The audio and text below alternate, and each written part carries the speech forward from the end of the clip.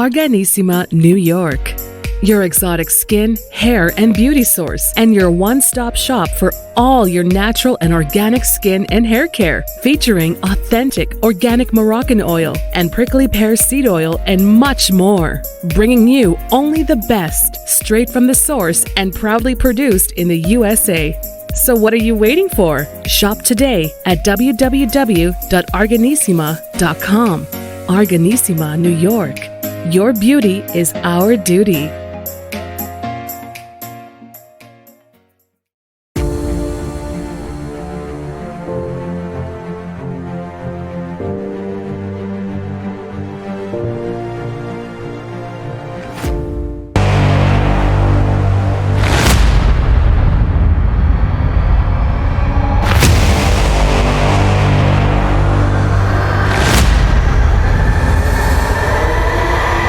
Folks, welcome back to the Fit and Fab channel, the Nutritious channel, and iHealth Radio with your host, Hurricane H. New day, new show, new topic, new guest. Today, we're going to go back to the basic elements of nutrition, basic elements of even franchise ownership and how it works and some of, the intricate stuff and, the drivers behind something like that. We're going to talk about a world of a different kind of franchise formula, which is, we've talked about kickboxing and other things. And today we're going to talk about Pilates. And also we're going to talk about gut health specifically and really nutrition that helps us in plant-based nutrition. With me today, I have a holistic nutritionist and also the owner of a franchise, brand. And we're going to talk about all that. So I have with me Hope Pedraza. Hope, welcome to the show. How are you today? I'm great. Thanks so much for having me. It is my pleasure. As you and I, we had a brief discussion. We've booked this for a few months actually. Yeah, it's been that long, and we're here. And so really, I know we connected, and I love what you do and your story. I mean, your background and how you all started with your own, I guess, person and your experience in health and nutrition and how it worked for you, and then you took it to the next stage. So let's do as we always do. We start with you, your story, the background. Who is Hope? Yeah, thanks. So my background is in dance. I started dancing when I was about 3 years old, and I danced all the way through high school, college. Worked with some dance teams for a while, and so that really got me into the world of Pilates. I started going. Well, I actually started going with my mom. I would go to the gym in like the 90s and do like the step aerobics, all the things you do in the 90s. And then that kind of got me into Pilates. And then when I was in college, I started teaching it as just like a side gig, a way just to make some extra money. And I liked it when I was in high school, but I really fell in love with it in college and just how it really lent to my dance and just the fluidity and the precision and all that. I just loved the movement. And then when I was in college, I also started working with Division I athletes. So I worked with college teams and boys and girls basketball, volleyball, and helped them with like kind of the strength and conditioning part, but with my Pilates, and was really able to see how it really affected just overall like mobility, agility, injury prevention, like talking to the coaches where they're like, yeah, I can totally see a difference in the guys and how they're running and their like agility and their drills and stuff. So I really just fell in love with just how it affects the whole body. And so I continued to teach and eventually just kind of fell into the opportunity to open my own studio. I actually bought a failing yoga studio. She was going to close down, and I'm like, the space is here. The opportunity presented itself. So see what I can do. So I bought it and I rebranded, changed the name. I kind of turned it into my own Pilates-based fitness studio. And so we offer mat Pilates classes, but then we offer a wide range of signature classes that are all based on Pilates principles. So some higher intensity classes, some high impact, some low impact, kind of everything in between, just to give, it's kind of just I wanted to bring all of the mind-body connection modalities into one space. You got the yoga, the Pilates, the HIIT classes, the cardio, dance, cardio. So all those things in one place. So it's just like this one-stop shop. And then kind of throughout my journey as a business owner, I kind of went into the realm of nutrition, seeing the ladies in my studio or listening to the ladies in my studio talk to each other about this diet and that diet. And I'm listening to them like, no, like, this is not the way you do it. Like, this is not right. And so I realized that, in order to really put this like wellness equation together that I wanted to provide my members with, I wanted them to have like this comprehensive experience. I had to provide that nutrition piece to them as well. Cause like, you can't have wellness without the exercise and the nutrition, like they go together. And so I dove into the world of nutrition coaching, and then just, as the years progressed, so especially over the past few years, I really dove into kind of getting some further degrees and certifications to really dive deep into what I'm offering my clients, and then building that as a separate entity. So I have an online business that I have as well for just like the functional nutrition piece. So that's me. That's a lot. That's a lot. we have an hour only, so we have a lot of stuff to cover in there. Well, actually, you've touched on quite a few things, and I'd like to at least have the opportunity to talk about most of these things, if not all of them, during this hour. Well, the first thing is congratulations on all the great work you've done, because I mean that's not easy, and just taking it to your own, to being an owner and taking, like, to your point, you took a yoga studio that was not doing good, you turned it into a franchise, and that's not easy. And so again, congrats to that. Thank you. That's always it's always beautiful to know when someone takes a business and puts their heart and money and a lot of hours and ultimately get the results and take it to the next level. But you being proactive, innovative, and you added things to make it more attractive, and you built from there, right? Mm-hmm. So that's great. So you have the nutritious piece, the nutrition part, and that we're going to talk about the holistic, and the gut health specifically, and what you use and that, and then we're going to talk about your business just venture and how. But I want to go back to the story, like the original, like you started, dancing. And so you always were like very active, and dance is all about motion and it's really fitness at its core. Yeah. And you did that, and then you started doing it as a side gig, and it worked. And so I'm assuming that's not what you went to college for, but I did not. No, actually I didn't. So yeah, I mean, just because we kind of just skipped that part, but I figured that, you just started on the side, it worked out, and you took it to the next level with to your point, the athletics, the volleyball and basketball teams, and you just found your way. And by the way, that is most of people and then I rebranded that second year. So it's been 10 years since I bought the studio and had my own business. Yeah. Well, that's a decade, and that's a lot of time for a business. I mean, most of the businesses, they, you either make it in the first 2 years or you don't. And you did, then, glad to hear that. Thank you. And I think then you eventually franchised, right? Yes. So it was really kind of right before COVID. So COVID really kind of put a dent in my plans for that. I was gonna say that because gyms are I mean, I've experienced it too. I mean, in our world, I mean, this whole thing started. We also have a fitness program, and to your point, the gyms and all the fitness, wellness, all that stuff got almost well, I mean, that's one of the first businesses and the last ones to reopen. It was rough. It was a rough time. It was rough, but you know what? You adjusted, you adapted, and you're here. Right.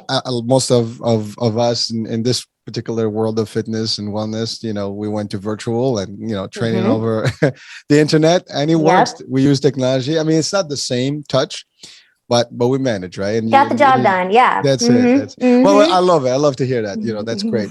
Well, what I wanted to talk about now, your experience as a business owner, that is a rough one. I mean, for people to listen and, they're listening right now, watching, I always want to almost extract some of the entrepreneurship type of things, or at least the success piece of it, and just to inspire people, because sometimes people are like, always, one of the things that most people have is fear of failure, and get into a business is usually scary. Yeah. And a lot of people don't want to do that. Yep. And I always say that, it is not easy.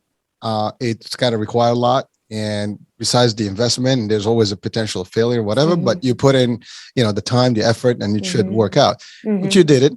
So just your experience, how hard was it? I mean, for someone right now listening, it's very easy when you see someone 10 years later, but everybody does not think about where you were and how it started, and they just see the success today. Yeah. They don't see the journey. They don't see all the things that happen behind the scenes. And it's been rough. And I think especially the last couple of years, last couple of years have been really rough. Like they've been, we had plenty of those moments where it's like, okay, is this it? Like, is this the end? Like, do we keep going? I had plenty of those moments. And I mean, really, when I first started out, I think I started out like a little bit naive where I was just kind of like, hey, let's do it. Let's just jump in and go for it. And, what's the worst that could happen? And you kind of get into it and you're like, oh crap, like I really have no idea what I'm doing. Like, I really don't. Like, I never went to business school. I never took a business class. I didn't know anything about strategy and systems and processes and all that. And so it was literally learning along the way and learning from mistakes and being able to like accept and acknowledge the mistakes and learn from them and move on and not like beat myself up too much about it. And, it's something I still struggle with. I am a perfectionist by nature. And so it's something I really have to work on, that not beat myself up over the mistakes. Cause there is, I do believe there's learning opportunities and everything. And so I try not to look at them as mistakes, but just as opportunities to learn and shift and pivot, change what needs to change. But it's a rough road. I honestly think the hardest part, the most challenging part is the mental part. It's not the strategy and the marketing and the processes. It's the mental part. Like it's a mental game. Like you said, it's like you go into it with fear and doubt and all the things, and you have to decide, like, is your will to succeed stronger than your fear of failing? You just have to decide which one is stronger. And there are days when your fear of failing takes over and you kind of have to let's reassess things and find your center. But I think it really is a mental game. And I think it requires, of course it requires tenacity and stuff, but I think it requires a desire to grow personally, and a desire to evolve and the openness to change and evolve as you go. Because that's what it takes. Cause you're always, just like the pandemic is a perfect example, being willing to evolve and make changes and pivot on a dime. And it was literally for us, I don't know about y'all, but for us, it was overnight, where it's okay, what are we doing? Let's figure this out. Literally overnight, and the next day we were closed. So it's you have to be quick on your feet and have that desire to okay, let's shift, evolve, pivot, do what we need to do so we can keep going and, keep the ship running in the right direction. Well, and thank you for sharing that. And there's few key items or key elements you just mentioned right now that I think they're powerful. One is, you're right. It's not easy, and you do get those moments, and it's a mental toll that you get. And unfortunately, sometimes it can be against you, but you have to work through it. But then you mentioned something very sweet, and for people watching, I think they should really focus on that. The fact that you went into the business not knowing much about it, but you said, you know what, I'm going to make this happen. Most people think, well, you said something, well, I don't have a business degree and things. Even if you went to business school, they're going to teach you. They're going to teach you the elements of the basic stuff, maybe the operational stuff. Right. But once you get into the real world, nobody prepares you for it until you're actually in there. Learning by experience. Yeah. Exactly. And the other piece of that is that most of the people are afraid to start, or they are expecting to have everything ready before they start. Yeah, and I think that's the mistake. You got to get into it, feel it, work it, and adapt and adjust as you go. You just got to do it. It's that's it. Just do it, baby. It's like how I always say, it's like having a baby. You're never ready. You just got to do it. It's the same thing.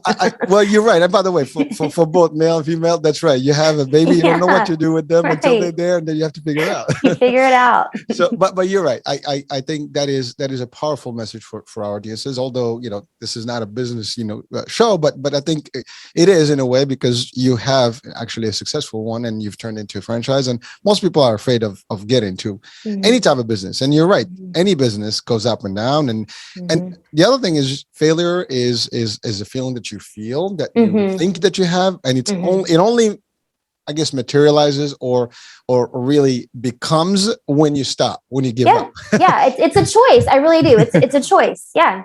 You didn't give up. That's it. You never fail. Right? And that's, I say this, you never fail until you stop whatever it is. As long as you're in it, you're winning it. So, and you keep and you just keep up. So thank you. I just wanted to highlight that, because that was very powerful. And I think for folks listening, just in general, whether you do fitness or whatever it is that you want to do, it is always a motivation. Part of our shows is always about motivation, inspiration. Totally. And every person I get on the show is a successful person that actually, did something in their path and they made it, and it was never easy. And that's the other thing. People always look at, to your point, at the top, where you are today, right? All that, like the tip of the iceberg, as we all see in that picture, and all the stuff that's all in the bottom is great. And it's sometimes only when you hear it and you really hear from the mouth of people that have gone through it, then we realize what it is. And so for folks, if you're listening and watching, if you have an idea, if you have a dream, go for it. Don't worry about it. Just dabble with it. And you said it. What's the worst that's going to happen? Yeah. It's not going to work. You're going to do something else. And then exactly. That's it. See, that's the thing. You already went with like the worst case scenario. So you remove that out of the way and you're good. It's it. People are afraid of that worst case scenario. Yep. That's where they're like, oh, well, they start thinking about everything that can go wrong versus everything that can go right. Yep. And that's where the mistake happens. Don't make that mistake, folks. Just go into the right path. Make it work. If it doesn't work, something else will come out of it. That's right. That's right. So thank you for that. Now let's talk about the concept of Pilates. I mean, you did aerobics. You said you grew up with that. So why Pilates and not anything else? I mean, there's so many formulas out there. There is. Yeah. I mean, I really think it was just my dance background. It just lent that way because Pilates wasn't created for dancers, but that's kind of how it developed into what it is today. Not to get like too historical, but like when Joseph Pilates is the man who developed Pilates, which is originally called Contrology. His first studio in New York City was next to the New York City Ballet. It's next to the ballet studio. And so his first like real students were ballerinas. They were ballet dancers. And so that's kind of how it kind of just lent itself into the dance world. The ballerinas would come in and when they were, hurt or injured or, had strained this, that, or whatever, and it kept them in shape, it kept them strong for ballet. So I think it just kind of naturally lent that way because there's so much in it that lends well to dancing. Because it is, just like dancing, where dance is like, part fitness, part artistry. And I think Pilates is the same way. It's part fitness, part artistry, because there's precision and it's such precise movements. There's a flow and a fluidity to the class. And so it does really lend well to dance. So I think I was just kind of naturally drawn that way. Well, thank you for actually the historic piece was good. Because, good. Because I don't know if everybody knows how. Well, I'm sure people don't. Most people don't. Yeah, they don't. And most people don't know it's named after man, like a man created it. So I didn't know that. There you go. You said I was like, oh, yeah. It came out so quick and it became a trend for and that was it. So everybody Pilates was the new thing, and you see in the movies, see this and that, and that's about it. And no one, I really didn't take the time to actually kind of see the source of it, how it all started. But thank you for sharing that. You're welcome. Well, and it's interesting too. I think it's an important piece. I really think it's an important piece to know because Joe Pilates, who created it, he actually created it for wounded soldiers in the war. So it wasn't even, people think it's like a woman's workout or it's like a sissy workout, but it wasn't even made for women. He used it for wounded soldiers in the war and then brought it over to the United States. So it really is for everybody. Well, actually, you just kind of gave more information about it, and again, that's powerful stuff because people don't realize. Again, we always take it for what it is. Yeah, we don't take the time to go back and see like what was the driver. I mean, we're doing that on the show. We try to find out what motivated you and got you to get into this. But that's the same thing here. Somebody had started this based on a particular need, and the need became just a hot thing, and everybody took it. You're right. It started in Manhattan. Now it's worldwide, and everybody is enjoying it and. It gave you the opportunity to start a business. Exactly. So let's talk about that. What do you typically? I mean, it's functional training. Am I Pilates right? itself? Yes. Yeah. So Pilates, and I think there's a lot of misconceptions to people. A lot of people equate yoga and Pilates as the same thing, but it's not. Pilates, the focus is on the core. It was originally called Contrology because it's all about slow controlled motion. So it's about like stabling one part of the body while another part of the body moves, stabilizing from the core, using your whole core. And so again, many people, which I'm sure your listeners do because they're very health-minded people, but a lot of people like the general public don't necessarily know that your core isn't just your abs. A lot of people think your core is just your abs, but your core is really from your shoulders down to your hips. So the main focus of Pilates is the core and moving everything from the core. So it's very precise movements and it's building, strength, endurance, stability, balance, all of those things built into each session class. Thank you for clarifying that. Actually, to be honest with you, that's perfect because we want to bring what the concept does and how does it work. Yeah. Now, once someone joins, the Pilates formula, right, and they're part of it, ultimately it's a little bit of everything. So they strengthen their body, they work. I'm assuming there's some cardio work in there as well, and then the whole nine, right? And then there's some stretching and basically the whole body's working, and you gotta, because there's no good workout if you don't do all these things. The whole body, right, right. So you do want to have stretch, you warm up, you do some cardio, you do some muscle training and all that, and definitely the core is the key here.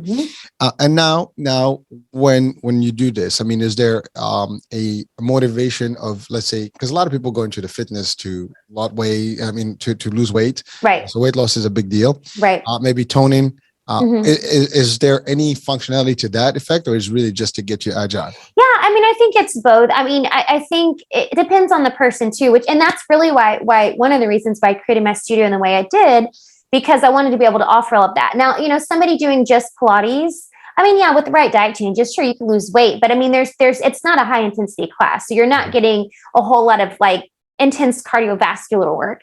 Which is why in my studio, I wanted to add some higher intensity classes to kind of balance that out. So you have the higher intensity work, and then you have like the sculpting and the toning and the strength work. So yeah, I mean, people can lose weight, but I wouldn't really say it's like it is a workout to lose weight. Now, people get stronger, they get more defined, they get more tone, they build, bone density, all the really important things that you need as you age. But I think if you're looking for Pilates to lose weight. Now, granted, I will say we do have a couple like of our signature classes. Like one of our signature classes is kind of like my manager calls it Pilates on steroids, because it's like super fast paced Pilates. And we do add cardio to that class. So there's plenty of ways you can do Pilates to lose weight, because you just kind of build some intensity into it. But really and truly you can make it what you want. Because then there's also there's more like rehabilitative type Pilates classes where we use like foam rollers and lacrosse balls and kind of get into more like rehabilitative stuff like that. So it kind of depends what you're looking for. Well, it sounds like you're making it fun. Yeah, and it's a full package. So you get people a little bit of everything, and you give them a little up and down, and they can tone up, they can strengthen their muscle, they can, build up the core. So I think you have all that. Now something earlier you mentioned about, we talked briefly about nutrition, and I know you've taken that part as well, because you thought you figured it out. I mean, any good franchise always put in some nutrition in there, because I think that's the part that a lot of people are mistaken out there. And it's a very big misconception that once you work out, you just lose the weight automatically. That's it, right? You can work out any workout you want, depending on your age, your genes, and many other factors. If your diet does not compensate and does not work along with that, your problem is you're not going to see results, and you're going to say this system doesn't work for me. Doesn't work. Yep. Cannot work out a bad diet. Exactly. Well, that's, I think I want to just for us today, at least briefly, to highlight that, because I get this all the time. My wife gets this all the time. Oh, can I just lose my belly? They want to spot reduce it. Yeah. I want to just basically press a button. This is going to melt. It doesn't work that way. or like, I'm working out every day, but I'm not losing weight. Well, I'm not eating for you. I don't know what you're eating. Right. So whatever. And by the way, even when you're eating, there's different things that can make your food diet bad. And depends on if you're eating a lot of carbs, or a lot of sugar, a lot of, keto stuff, whatever. I mean, I'm not talking about the keto diet here, just in general, like fat, base. But that's the thing. We don't know sugar diet. Like some people have high sugar intake. And so as much as you can, you burn the sugar and nothing else goes. And so you have so many things. Then you have the age, the aging. Then there is so those are all factors that genetics can be a factor. And people don't realize how important that part. So without balancing that with your nutrition and your workout, whatever exercise formula you choose, it doesn't work. I mean, and then there's detoxification. We can also talk about that, because I mean, those three always work together, because that's the other thing. Your body needs to kind of cleanse a little before you can get all this thing. And that's the thing. You can have a pure diet, zero eating, whatever, or low carb, low everything, and you will probably lose and slim down, but you're not building muscle. You're not doing everything else. So there's the other thing. There's the fat. There's the muscle. Which one you have to work? So you have to understand and calibrate all these things. And I think that I don't care what formula of fitness, or you have to have a certain diet attached to it. And to your point, there's so many diets out there, and there's every diet works. The question is it consistent? Some of these diets you cannot do forever, right? Because you're just gonna take a toll on your body, right? And if you do just keto, it's one thing. You do like these let's say intermittent fasting. How long can you do that for? Right. So, but they'll work for specific reasons, time frames. And I have completely. I love every diet, every possible nutrition formula works, but it's which one works for you. Or maybe you can use all of them. Doesn't matter. I mean, you might have to use different ones at different times. But your body can dictate different things, and metabolism can make a big difference. I mean, someone on the 20s and the 30s, is not going to function the same way as the 40s and the 50s. And that's just how it is.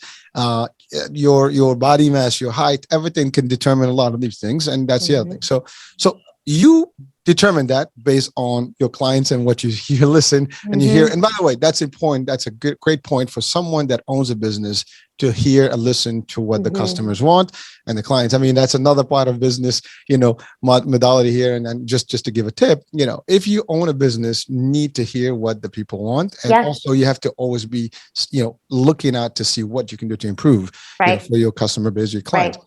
And you did that. I mean, terrifically. And so again, congrats on that too, because some people miss that part. It's not about just signing up more people. It's about making sure that people come back and stay. And that's retention of membership is key for businesses like, fitness and most of the business, actually. You want your customers to come back and be happy, right? Yeah. But you did. So you figured the nutrition part. So what was your next step? What did you do? You became a nutritionist at that point, or? Yeah. Well, I started out just doing like a basic nutrition coaching course. It was just like this one I found online. So I became a certified nutrition coach.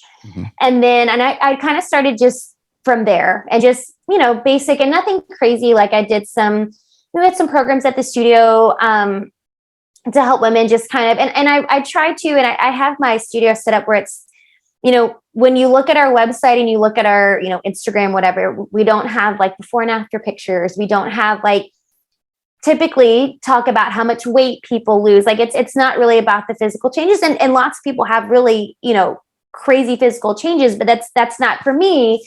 It's all about like moving for the joy of movement, and it's moving to feel well and to feel, vitality, that kind of thing. So when I first started out, my nutrition programs were, we have challenges every now and then. Like we do like a 28-day challenge, and there's like a meal plan and all that. So we kind of started just basic stuff like that. And then some years later, I decided I wanted to get my degree in holistic nutrition. So it was a 2-year program that I did to become a holistic nutritionist. And so that was when I really dove deep, because I really love learning. That's me. I just really love to learn. I just feel like I can't ever learn enough. And so that was part of it. Whereas I wanted to learn it for myself, but then I also wanted to offer just kind of an elevated level of support for people. And then from there, I went in to get this kind of more advanced certification as a functional diagnostic nutrition practitioner. And that's where I can really dive deep into helping. So we can offer a kind of different levels of support based on what people are looking for. So as an FDNP, I work with a lot of people that have, autoimmune issues and severe gut issues and thyroid issues. But then on the other hand, most of the ladies in the studio, they just want help. Just tell me what to eat. I just want you to tell me what to eat, so I can feel I have energy and I can sleep better, like that kind of thing. So it kind of covers the spectrum of what people are looking for in terms of their nutritional needs and support and accountability. Hope you said FDNP. Just what does it stand for? What's yes, Functional Diagnostic Nutrition Practitioner. All right, thank you. It's a mouthful. Yeah, I was like FDNP. We're in New York, so we have FDNY. Yeah, no, not that. No. That was just a little fun. But thank you for that. But what I was going to say is that you displayed today, right now, to everybody, and demonstrated what the traits of leadership and success are. It's always never stop learning, and you don't. And that's the thing. So that's part of what makes you who you are and why you're successful, is that you're not stopping. You're not just like, I'm full of it. I know everything I need to know and I'm done. You're constantly adapting. You're constantly, evolving to the next level, next stage. And that's actually a big deal. And again, for people listening, watching, if you're motivated by business, you want to be in business, or in just life, you don't stop learning. Every day is a new opportunity, and you learn. And you took. So when you said first, I just, learned this little course, and people probably go, that's it. That makes you a nutritionist. But then you completely and say, no, I did more than that. I went and I got also myself a degree that actually presents itself in that world. Now, holistic nutrition. Let's define that. Yeah, that's a good question. And I think it's an important question, because I think a lot of people, when they hear or see the word holistic nutrition, they think it's like woo woo, hippy dippy, whatever. It's not like real stuff. But really, if you look at the word holistic, it just means you're treating things as a whole, right? And so when we're looking at holistic nutrition, we're treating the body as a whole. So rather, if you were to go, to the doctor for something that's wrong, they're going to treat you symptomatically, right? They're going to treat the symptoms. When you're looking at things as a holistic nutritionist, we're looking at the whole body and treating the body as a whole. And so we're coaching up function of the whole body rather than just treating the symptoms, because that's how we heal the body as a whole. We're treating it as one piece. It's a whole thing, not a holy thing. Yes. It could be holy if you wanted it to be. Well, I mean, I know there's some parts of some other formulas that actually have some, holy pieces to it. Yes. So there's other function, but I get you.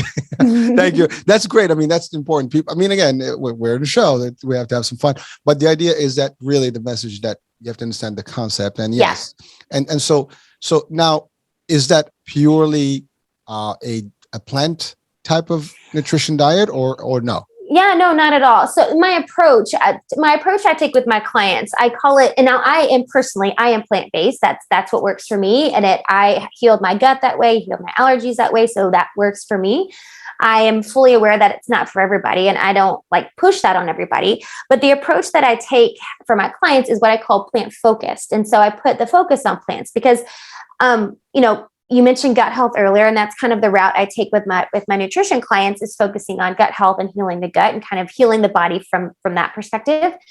And so first answer to your question is no, it's not plant-based. It's the diet is not plant-based.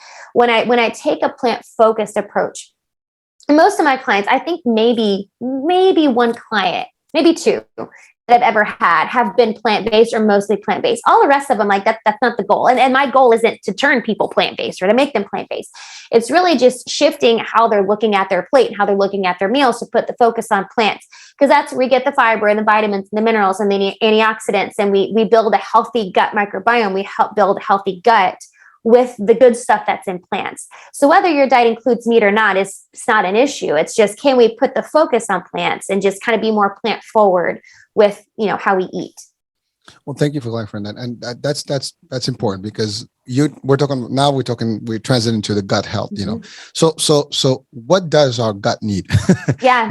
I mean, that's a big question. I think if we understand what it needs, then maybe we can adjust accordingly. And I don't think we do know that. I mean, especially listen, I make fun of my kids all the time.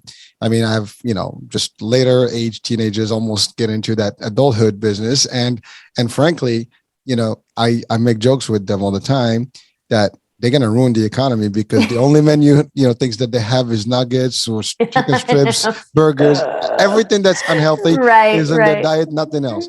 Right. But obviously we're talking today, and these shows are progressive. They're going to exist for eternity in the internet.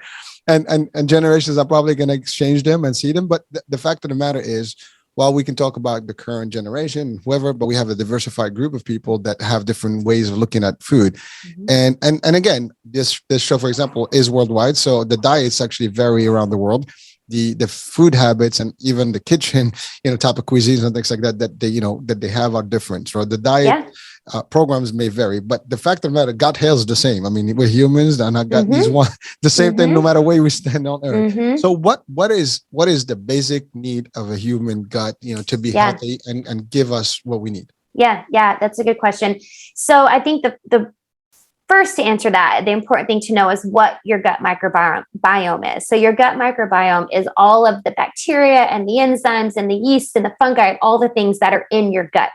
It's in your stomach, your intestines, your colon. It's all of those parts.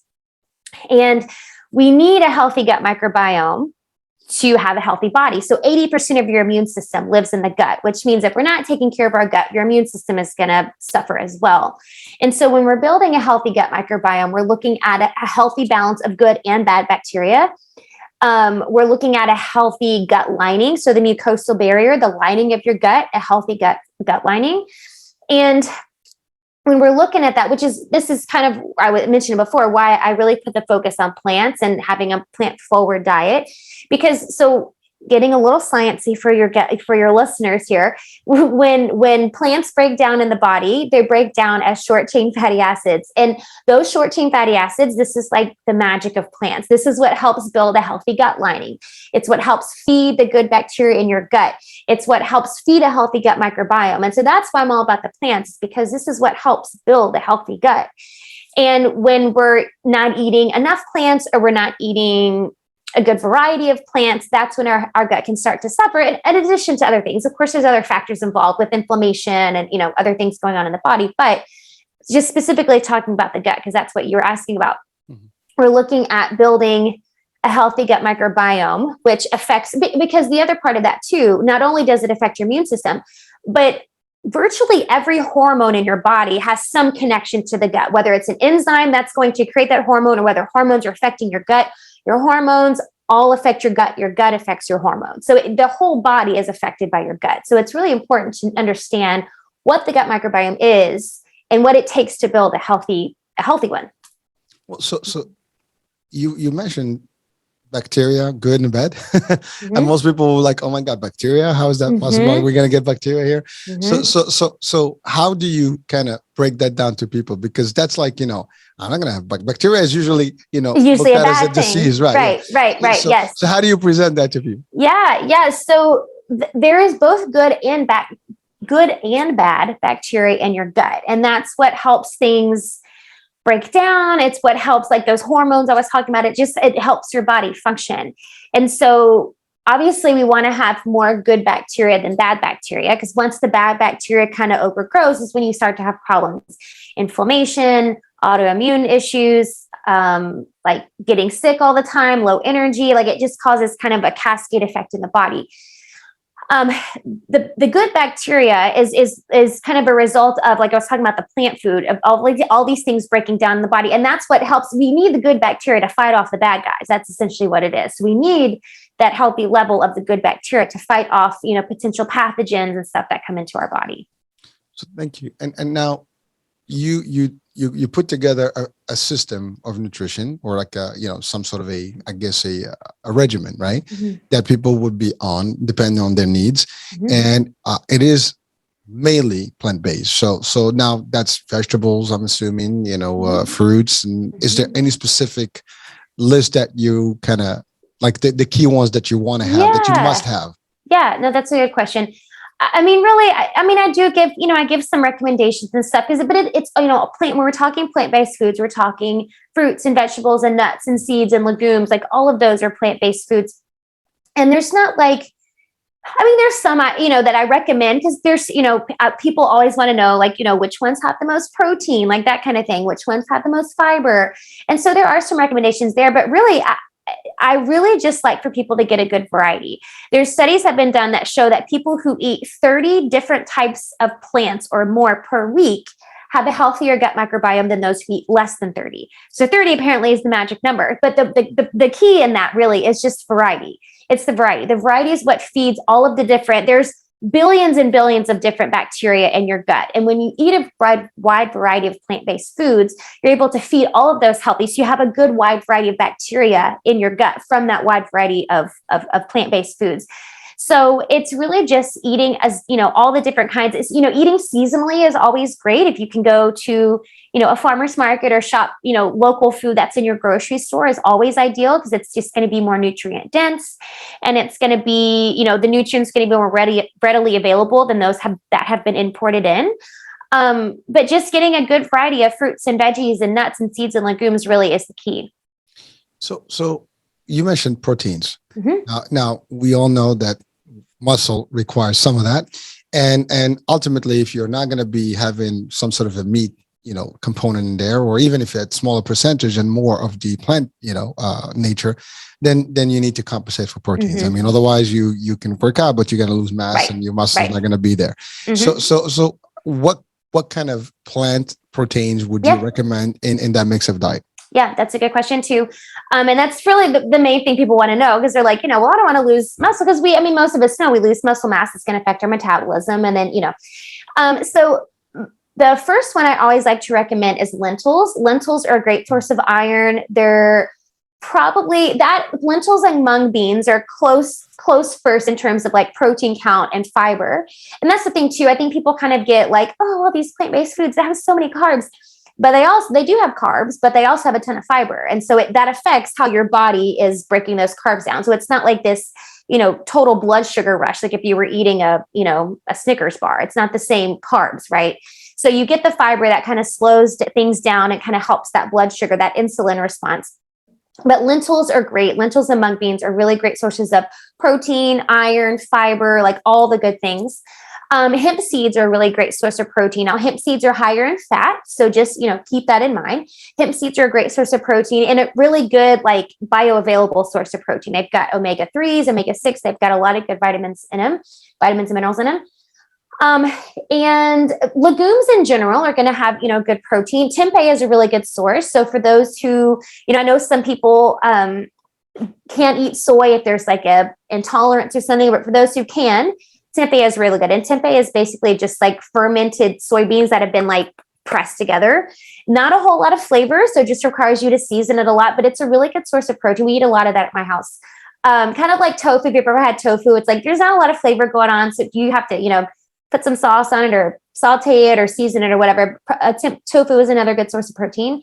But I think if, sticking to a good variety of different legumes and some grains, like quinoa is not a super great source of protein, but it does have more protein and fiber than other like whole grains like rice or something like that. But sticking to a good variety of seeds and legumes, that's going to be where you really find your protein. And then finding a good quality plant-based protein powder. I always recommend that to my clients. And one that, there's things that you really have to think about when you're choosing a protein powder, in my opinion. I always recommend a plant-based protein powder, whether people are plant-based or not. I think they're more tolerable for people. A lot of people have issues with the whey protein. It doesn't always digest very well. But when you're looking at a protein powder, even if you're getting one that's not plant-based, you really have to be careful. And there's been some articles, I think more recently, this is kind of coming to light, but there's been some articles about like toxicity of heavy metals in protein powder. So that's the other thing too, is to find a protein powder that, and there's some companies that they use third-party tests, to like test for heavy metals, because if you're not being mindful of that, you are putting more toxins in your body if they are high in heavy metals. So that's the other thing too, is finding a good plant-based source of protein. And I like a good mix, a mix of like pea protein and hemp protein and sunflower seed protein, a good blend of a plant-based protein, because it's going to have all the amino acids that you need that people think you're going to miss if you eat plant-based, but you're really not. You just have to eat a good variety of foods. And then just being mindful of the brand that you're buying, that you look into how they test for heavy metals. That's a lot. It's a lot. And by the way, thank you for being technical. So that we want to educate people about all the different things. So one thing that came to mind as you're talking about the gut health and the actual like the enzymes and all the stuff. So probiotics are known to be more of a dairy thing, right? Well, I think that's where you get them, like yogurts, whatever, for the gut. Now, that's not something that you encourage. No, is there anything that in the plant-based that can actually compensate for that, or we totally Yeah. So they're not just found in dairy. It's really just in fermented food. So yogurt is a good source of probiotics, but nowadays, since plant-based is it's kind of trendy right now, you can find lots of plant-based yogurts. There's coconut yogurt, there's almond yogurt. So you can still buy yogurt, but there's other great sources too. There's kombucha, which is like it's a fermented tea. There's tempeh, actually, that I just talked about, the fermented soybeans that are kind of pressed together. Those are a good source of probiotics. It's fermented. Sauerkraut, kimchi, anything fermented like that. You can make homemade pickles. All of the foods that are fermented like that are really good source of probiotics.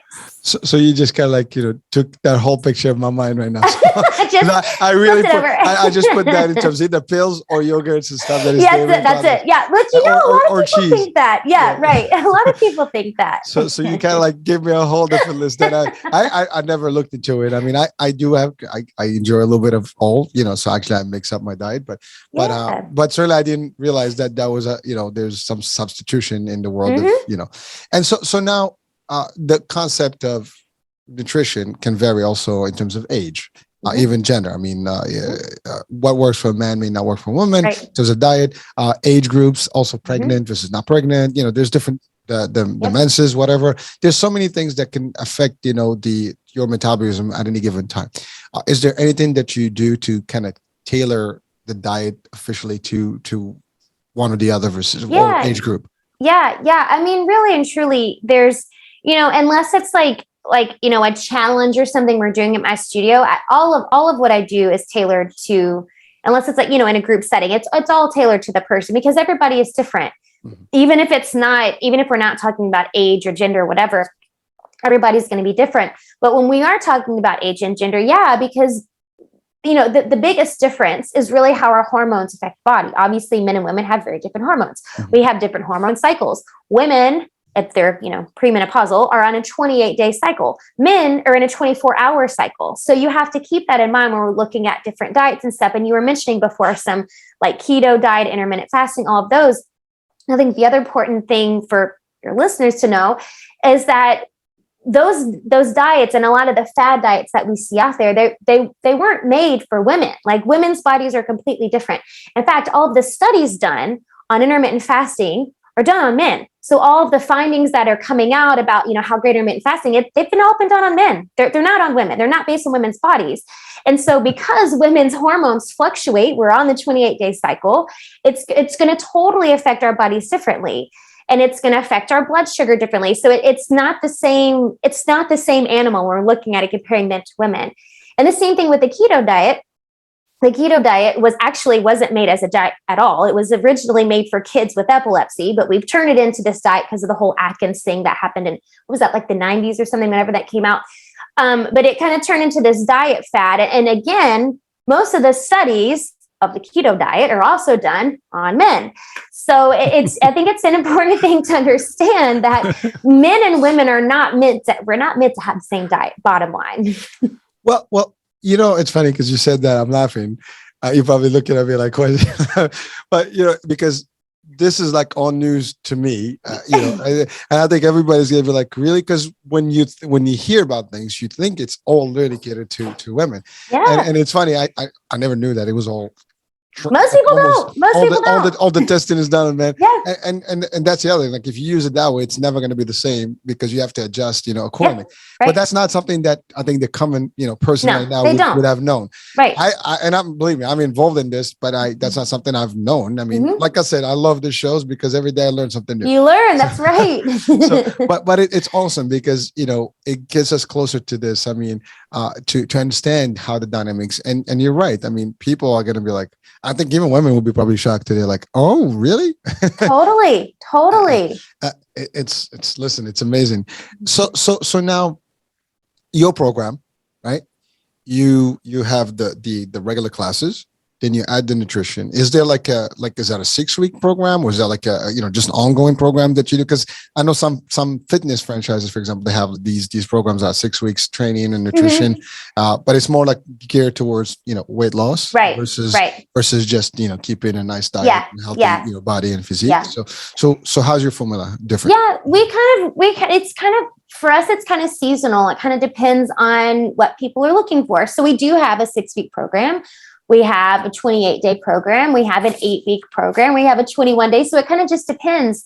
So some parts of the year, especially kind of at like that really exciting, early part of the year when everybody's like, yay for New Year's resolutions. Yes. Yeah. The 6-week program is always a hit because people are like ready. They're ready to like reset their bodies, all of that. And for us, really, I mean, people lose weight and stuff on the programs, but for us, it's more about like giving people a reset. Like, let's refocus on what we're eating. Let's refocus on being mindful about what we're eating. Let's refocus on like moving our bodies consistently. So it's more of like a reset than like, hey, let's lose, 20 pounds or whatever. Not to say people haven't, because I have, and we've had women lose a lot of weight on these, but it's more of just kind of like resetting the body and kind of recalibrating to like that. Let's get back into that mindful piece of like eating and exercise kind of thing. But overall, the program is just basically you're a member, you come in, you enjoy your workouts and everything. And how often, I mean, is that like you have to have a certain amount of days a week, or you can just come in whenever you want? We have a lot of different options. So it's all based on, I am a big proponent of just giving people what they want.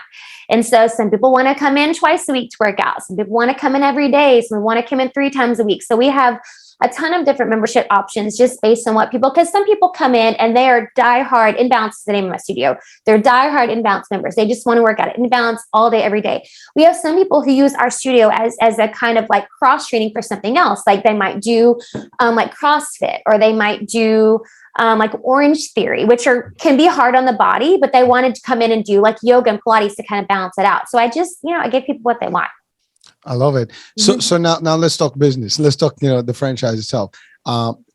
This is something that's already out there. People actually have the franchise. And are you only in Texas, or are you right now? I am. I mean, I have lots of plans, but again, COVID really kind of threw a dent in things. So I have right now, my locations are just in San Antonio, but I have lots of plans to expand and grow wherever the wind takes us. Well, again, as a franchise, people can buy into it. Is that what it is? Mm-hmm. So would you care sharing a little bit about, what that looks like for someone if they wanted to become, I guess, a franchisee? Yeah. So we set up like traditional franchise. So you have like the initial franchise fee, the investment, and then you have the investment in, what the build out situation looks like for your studio. We give all, the marketing materials. You get ongoing support with marketing, with strategy, with sales, with communication, with, graphics for social media accounts, social media marketing. So you get, it's a business in a box. That's why you buy a franchise, right? You get the support, you get the business in a box. We're giving you everything. We're giving you the name and the training and the branding and all that. And how's the geo markups? Meaning, because I know in most of franchises they have territories and you have a certain amount of, Yeah. Is that something that you have already set? We have it. It's pretty, the stipulations are pretty broad right now, just because, we're still small and there's only a couple locations, but yeah, I mean, that'll definitely be something we look at in the future to kind of, what that looks like. But yeah, right now we're just kind of, build it as we go, because we're still small. Well, again, listen, you're in San Antonio, next thing you're all over the state. And that's right. And by the way, you might even start with other states before you can even expand on Texas. Totally. Now, Texas is a pretty big state, so there's a lot of That's true. But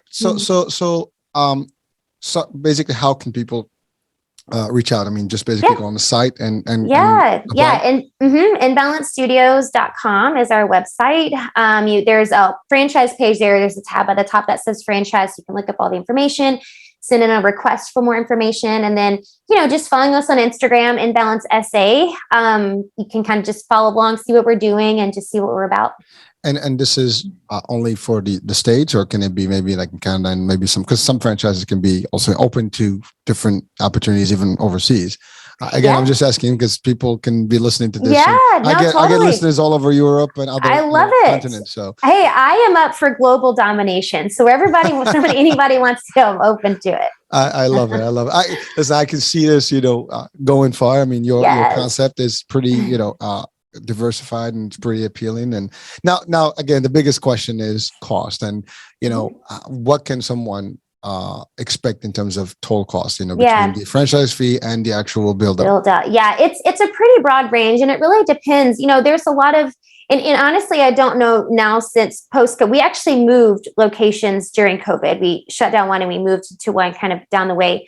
And so I don't know what real estate is right now, but I know most of the time, generally speaking, especially in newer buildings, landlords are pretty, they're pretty good at offering like, a tenant allowance for build out. So they offer to pay you a certain amount of the build out, which is nice, depending on where you are. And obviously states are going to be different, but so it really is a broad range for the investment. So it could be anywhere from, $50,000 if you have a really generous landlord who pays for a lot of the build out, all the way up to $150,000 if you're having to pay for a lot of stuff out of pocket. So it's a pretty big range, just depending on, kind of what you run into in terms of the build out situation. I mean, that's going to be your biggest investment is the build out, because you've got to build the building and, get all the things set up and equipment and all that. And so talking about that, like what's the square footage that's minimum, and what kind of equipment would people need? Yeah. So average is about 1,500 square feet. And then for the equipment, it's Pilates equipment, and there's not any recommended, for example, in my studio, I have 5 Pilates reformers with like the Pilates machine, and I have a couple other pieces of equipment. One of my other locations, that's on the other side of town, she has 3 reformers. So there's no exact number, but just knowing and for her, she's kind of built hers as she's gone. So she started out with just like 1 reformer and let me just do private sessions. And then as she kind of got up and going, she bought a couple more. And so I had the flexibility for that too, where it's like, you don't have to invest, $30,000 up front on a bunch of Pilates equipment if you want to kind of build into it. But the equipment is mostly, the most expensive piece is going to be the Pilates equipment because the reformers are not cheap. Mm-hmm. The other piece of that really, it's like, easy stuff like hand weights and yoga blocks and balls and kettlebells and trampolines and bands. It's just kind of basic stuff like that. And you guys have already the resources for those and where people can get them. So they have to go through your planning, your architecture, and you have a special look. I'm assuming your look. Yes. Like everybody has their own brand. We do. The brand colors and all that. Yeah. Mm-hmm. All right. So that's part of all that franchise, acquisition. Yep. And if you don't mind, I mean, the cost of the franchise, I mean, is that affordable? I know franchise can go to millions. So. Yeah. No, the franchise fee is $35,000. So it's pretty standard for, our industry. So yeah. Okay. All right. Mm-hmm. Well, actually, that's not bad because not bad at all. And then do you guys offer financing? Because some people sometimes we don't personally, but we have connections with places who do, so we can always help people point them in the right direction for that. Okay. Mm-hmm. And is there like a commitment to the franchise? It's 5 years. The initial contract is 5 years, and then they can decide if they want to re-sign or not. Okay. All right. I think I've had pretty much asked all the questions. Yeah, I like it. I like it. So we covered it also. If people are listening right now, they know what they need and and they can do it. Totally. So, well, listen, I really enjoyed this. I mean, we've covered a lot of grounds. We talked about the business piece. We talked about the gut health. We talked about nutrition. We talked about just in general stuff. And certainly the franchise piece was important also to share with people because obviously, you are the founder and you are promoting, your franchise, to the communities and business owners and potential. And by the way, I want to say this. No matter what happens in this world, fitness is always going to be a part of our lives. And, and this was actually a proven test, at the worst scenario, we were still able to make it. And, and the virtual piece did come in play. Mm-hmm. It's not the best way to do it, but we did it. And, I think we're past that stage right now. And that's it. I mean, I don't think anything else can be worse than what we have. I totally agree. I say that all the time. If we can make it through a global pandemic, we can do anything. That's it. I mean, I think that's it. So any last words of wisdom and that you want to share with our audiences right now? Oh man. I think my parting words I always instill in my clients and, my team and everything is building your sense of intuition and leading with your intuition. And I think, for me, it's been beneficial just in terms of, my business and stuff, but I think it goes with anything. It goes with your health. It goes with your wellness. It goes with anything. But I think listening to your intuition is probably one of the most powerful tools that you have, because if you listen hard enough, your body's going to tell you what it needs. Your intuition is going to tell you which direction to go. Your intuition is going to lead you in the right direction. So that's my parting words, is to just hone in on your intuition and let it lead the way. Oh, thank you so much. You're I appreciate that. And, I had a great time, folks.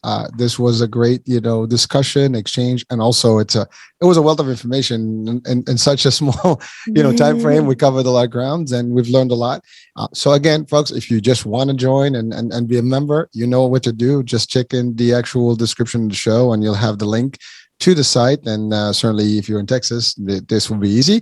But also if you're in other, looking into a business opportunity or you want to get into a franchise, this is something you want to check, please do so. Worldwide, hey, she's welcoming the opportunity from all over. So hey, why not? And at least you can learn a little bit of, more of what things, are how things are working. And so we hope to see you in 50 states and beyond. Actually, maybe at that point we'll have a comeback and we can talk about that success. Totally. I would love it. I would love it. So Hope, thank you so much for your time. Thank you. It's been great. Thank you so much. You're welcome. And folks, thank you for being with us today. I enjoyed, our exchange here with Hope, and I hope that you enjoyed it as well. So we'll be talking soon. New day, new show, new topic, new guest. Bye for now.